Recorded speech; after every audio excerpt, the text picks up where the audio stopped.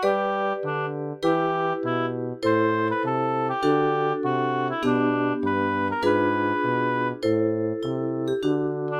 10일) 성령 강림 후 제5주 주일을 위한 말씀 나눔을 시작하겠습니다.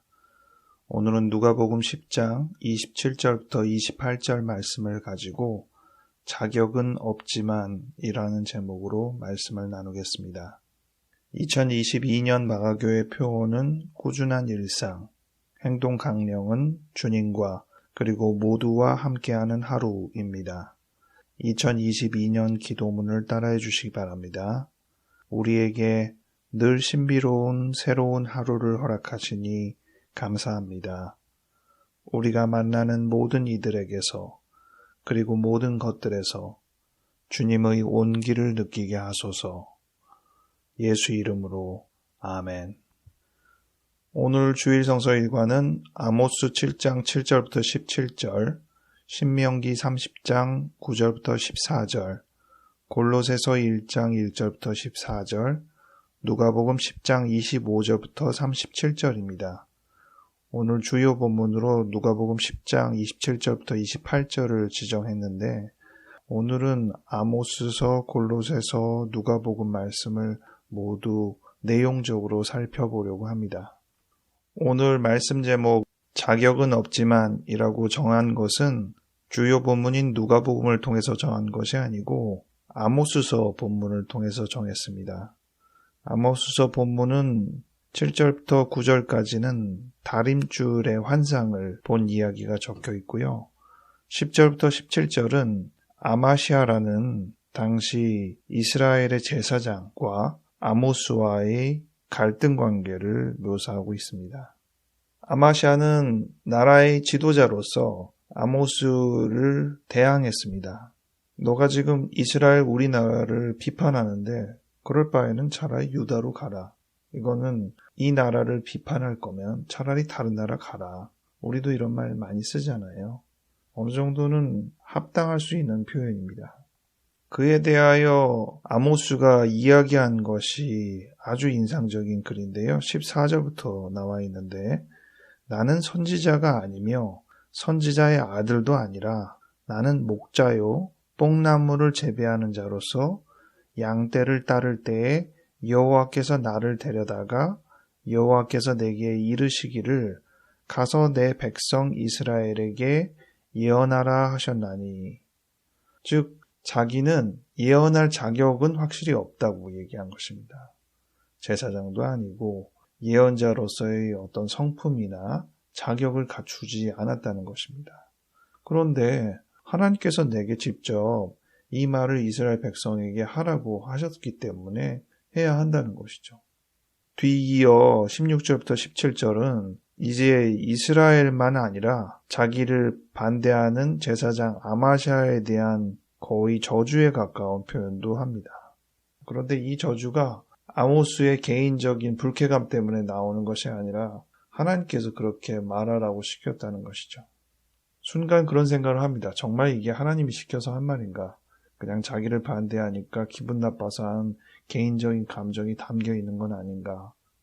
하나님의 말씀을 전하는 사람들은 이제는 정규 과정을 통해서 신학자로서, 목회자로서 훈련됩니다. 자격을 갖추는 것이죠. 물론 자격을 갖추어서만 이 일을 할 수 있는 것은 아닙니다. 누구라도 이 일을 할 수 있긴 하지만 이 일의 신뢰성을 위해서 자격을 세운 것이고 그 자격을 통해서 훈련하는 것이죠. 근데 가끔은 그런 생각을 하죠. 이 자격은 무슨 의미인가? 아무 쓸모없지 않은가? 자격을 갖추면서 사실은 영성이 없는 사람들을 우리가 생각하게 되고 비록 자격은 없지만 하나님께 말씀을 받아 하나님의 말씀을 전하는 사람들도 있을 테니 이것을 어쩌면 좋을까? 또 하나님의 말씀이라고 전하는 그 음성들을 우리가 어떻게 판별할 수 있을까? 저도 오늘 이 말씀을 통해서 다시 한번 생각해 보게 됩니다. 둘 중에 하나를 선택하라고 한다면 너에게 자격의 과정과 하나님의 말씀을 직접 듣는 이것이 있다면 무엇을 선택할 것인가? 당연히 주저없이 하나님 말씀을 직접 듣는 것을 선택할 것입니다. 그러나 우리에게 환상은 희미하고 또 환상일수록 신뢰하기가 어려우니 어떻게 하면 하나님의 음성을 분별하여 하나님이 전하신 말씀이라고 전달할 수 있을까? 자격을 능가하는 하나님의 직접적인 개입이라는 것이 무엇인가 고민을 하게 됩니다. 이러한 고민과 연속성을 가지면서 말씀을 읽을 수 있었던 것이 오늘 본문 중에 골로새서 성경입니다. 골로새서는 골로새 교인을 향한 바울의 편지죠. 독특하게도 골로새 교회는 바울이 세운 교회가 아닙니다.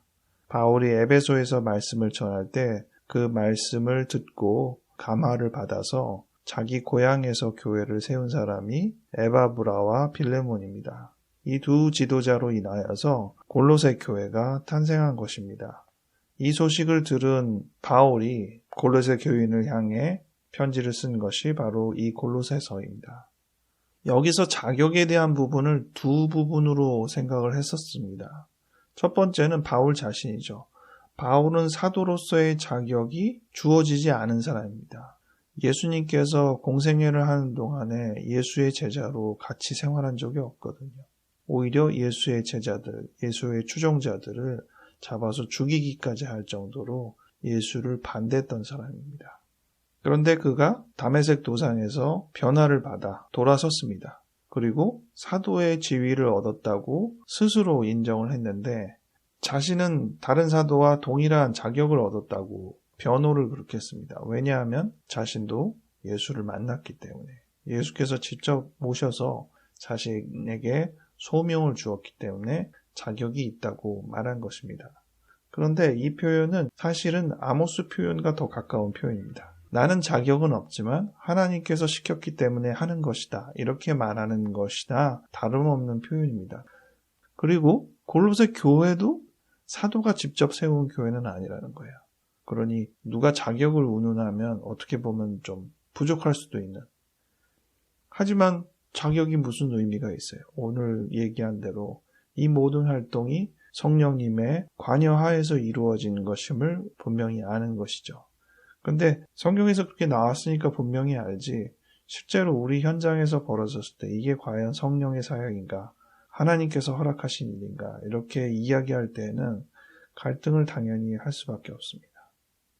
이러한 자격과 하나님의 직접적인 개입, 이 사이에서 기준을 어떻게 잡고 분별할 수 있을까에 대한 하나의 지침으로 오늘 누가복음 말씀이 저에게 인상적인 흔적을 남겼습니다. 누가복음 10장 25절부터 37절 내용은 어떤 율법 교사가 어떻게 하여야 영생을 얻으리까 하는 질문에서부터 출발하는데 이때 예수님께서 율법에는 뭐라고 적혀 있느냐라고 오히려 반문을 하죠. 그랬더니 이 율법 교사가 율법 교사답게 자신의 자격에 충실하게 정답을 이야기하였습니다. 그리고 예수님께서 그대로 행하라고 하죠. 그것이 오늘 제가 대표 구절로 삼은 누가복음 10장 27절부터 28절 말씀입니다. 읽어드리겠습니다. 대답하여 이르되 네 마음을 다하며 목숨을 다하며 힘을 다하며 뜻을 다하여 주 너희 하나님을 사랑하고 또한 네 이웃을 네 자신같이 사랑하라 하였나이다. 예수께서 이르시되 네 대답이 옳도다. 이를 행하라. 그러면 살리라 하시니. 이 질문은 몰라서 한 것이 아니라 자신이 이 점에 대해서 알고 있음을 염두에 두고 뭔가 다른 의도로 질문한 것이라고 해야겠습니다. 근데 예수께서 그 대답에 네 말이 옳다. 그대로 행하라고 했으니까 이 율법 교사를 동의해 주는 것이란 말이죠. 29절에 보면 그 사람이 자기를 옳게 보이려고 아예 의도도 적어놨어요. 자기를 옳게 보이려고 예수께 여짜오되 그러면 내 이웃이 누굽니까? 라고 물었다는 거예요. 그렇다면 이에 대해서도 어느 정도 정답이 있었을 거라는 얘기죠. 그런데 거기에다가 대고 이번에는 사마리아인의 비유를 이야기하죠. 마지막에 36절에 내 생각에는 이 세 사람 중에 이 세 사람이라는 것은 제사장도 있고 레위인도 있고 사마리아인도 있는 것이죠. 이 세 사람 중에 누가 강도 만난 자의 이웃이 되겠느냐? 율법학자는 자비를 베푼 사람입니다. 이렇게 대답을 했단 말이에요. 하나님을 사랑하고 이웃을 사랑하라는 이 요점은 분명히 율법 교사와 동일하게 일치가 됐는데 이웃에 대한 정의에 있어서는 뭔가 삐걱거림이 있는데 율법 교사가 생각하는 이웃은 누군지는 표출이 안 됐으니까 어떤 차이가 있는지를 우리가 알 수는 없습니다. 그래도 짐작할 수 있는 것은 율법 교사 입장에서는 제사장이나 레위인이 좀 더 이웃에 가까웠을 것이라는 생각을 하게 되죠. 예수님께서 약간 고약하게 레위인과 제사장과 사마리아인으로 비유를 들었단 말이죠. 당시 사마리아인은 천대지 되는 사람들이고 레위인과 제사장은 사회적으로 명망 있고 인정받는 사람이란 말이에요. 왜 하필은 그런 식으로 비유를 들었을까 싶게 좀 고약하죠. 근데 이 세 사람 중에 누가 강도 만난 자의 이웃이냐라고 물었으면 그냥 있는 그대로의 이야기에 대한 대답이라면 사마리아인이죠. 이렇게 대답해도 아무 지장이 없는 이야기인데 이 사람이 누구냐를 레위인, 제사장, 사마리아인 이런 그 사람의 지위에 의해서 결정한 것이 아니라 자비를 베푼 사람입니다라는 그 사람의 행동으로 변환했습니다. 그래야지 조금 자기 입장에서는 순화됐을 것이라고 생각해서 표현을 한 것이죠. 저는 여기에서 제 나름의 인상적인 부분을 느낀 것입니다. 이웃이 되려면 어떤 자격이 있어야죠? 가장 기본적인 자격은 가까이서 살아야죠. 그리고 가까이서만 산다고 이웃이라고 합니까? 서로 알아야죠. 그래야지 이웃이라고 부르는 거잖아요. 최소한 이웃이라고 말하는 그 자격이라는 것은 이해관계라는 단어로 어느 정도 변환해서 생각할 수 있다고 봅니다. 이해관계가 있어야지 이웃이라고 지칭할 수 있는 것이죠. 그런데 생면부지의 사람이 길바닥에 쓰러져 있으면 그게 이웃입니까? 어려움에 처한 사람이지 이웃이 아니잖아요. 그런데 강도 만난 자의 입장에서는 어느 누구보다도 이 사마리아인이 이웃이 되는 거잖아요. being에서 doing, 행동으로 돼야 하는 부분으로 바뀌는 어떤 요소가 있는데 율법 교사는 그거를 측은함이라고 자비를 베푸는 사람이라고 표현을 했고 그리고 그 표현은 내 이웃을 내 몸과 같이 사랑하는 자기 몸처럼 여기는 그것이 바로 이웃임을 정의할 수 있게 되는 셈이 됐습니다. 오히려 이 비유를 통해서 우리가 이해관계의 폭을 넘어설 수 있는 기회가 됐어요. 자격을 넘어설 수 있는 것이죠. 지금 우리가 초점으로 두는 것이 자격인가 하나님의 직접적인 이끄심인가 이렇게 말하였는데 이 자격을 넘어섬에도 불구하고 하나님의 이끄심이라고 인정할 수 있는 그 부분으로 대표적으로 누가복음에서 우리가 알 수 있게 되는 것은 우리의 마음에 움직여지는 측은함입니다. 사랑의 마음, 내 몸처럼 여기게 되는 타인에 대한 어떤 감성, 그것이 자격을, 이해관계를 넘어서는 부분이고 이 정도가 된다면 이것은 무관한 관계가 아니라 이제는 이웃이 되는구나 확인할 수 있는 것이죠. 아모스처럼 비록 내가 자격은 없지만 이렇게 표현하든 바울처럼 비록 내가 3년 동안 예수님을 따른 사람은 아니지만 암묵적으로 얘기하든 그럼에도 불구하고 나는 하나님의 말씀을 전합니다. 하나님의 사람입니다. 이야기할 수 있는 원천은 바로 내 몸처럼 이웃을 사랑하는 그 감성에서 나온다고 할 수 있겠습니다. 누군가가 무관한 관계였는데 이웃의 관계로 연결이 된다면 그 순간 하나님께서 함께 하시는구나 확인할 수 있는 것이 되겠습니다. 우리는 그런 기회를 얼마나 많이 가지고 있는지 되돌아봐야겠습니다. 하나님께서 우리의 자격을 넘어서서 개입하시고 이끄시는 그 요청에 충분히 부응하는 우리가 됩시다. 기도하겠습니다. 하나님 아버지, 오늘 말씀을 통해서 자격이 없음에도 불구하고 하나님께서 우리를 직접적으로 부르시고 행동하게 하시는, 말하게 하시는 경우를 생각해 보게 됩니다. 우리가 이러한 상황에서 과연 내가 이것을 해도 되는가? 과연 이것이 하나님께서 나에게 요청하시는 것인가 판단이 충분치 않을 때 오늘 이 사마리아 비유처럼 우리가 맞구나 판단할 수 있는 근거를 삼을 수 있게 도와주시옵소서.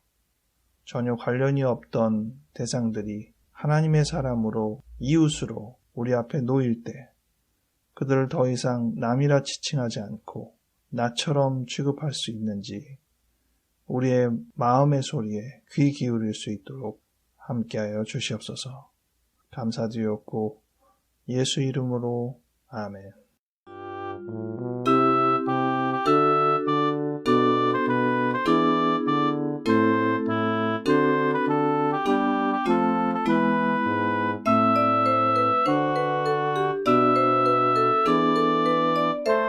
새로운 출발은 누구에게나 다 두려움을 주죠.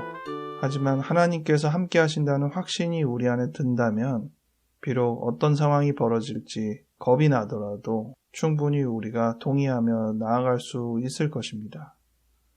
용기 내어 이 길을 가겠습니다. 확신이 오늘 말씀을 통해서 세워질 수 있기를 바랍니다. 한 주 즐겁게 지내시고 또 하나님께서 이끄시는 새로운 기회에 밝은 마음으로 동의하며 지낼 수 있는 하루하루 되기 바랍니다. 다음 주에 다시 뵙겠습니다.